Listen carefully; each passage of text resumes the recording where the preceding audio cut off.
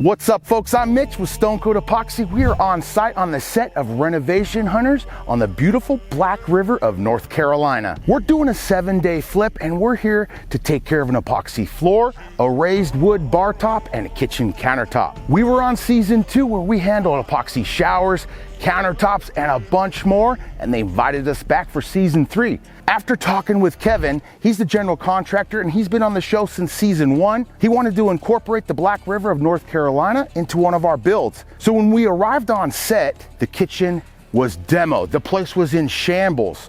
So step 1 is we just templated that countertop. As you can see, we're in a pretty small building and there's about 10 to 12 builders on set working like maniacs to get this project completed. So there's nowhere for me to work and let my epoxy cure. So I quickly hopped on the internet, found an awesome Airbnb with a garage, a dungeon garage, but we were able to pour our countertops the same day we templated. That's amazing. When Kevin mentioned the Black River, I thought soapstone, black soapstone would look perfect in this build. And it looks perfect in just about any home, but I wanted to do it with a little bit of a twist. So I'm happy to announce the Black River Soapstone Epoxy Kit. You'll find it in the description below. You'll get everything included that we used on Renovation Hunters Season 3. And to create soapstone, it's a really simple process. You're using your gloved hands. You're putting your black material down, melding that together with your hands, and then adding a little white dye. Meld that, and now you're building veins.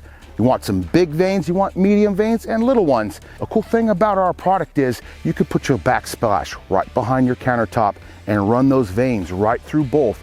So when you stand that backsplash up, it looks like the backsplash and countertop were cut out of the same exact slab of soapstone.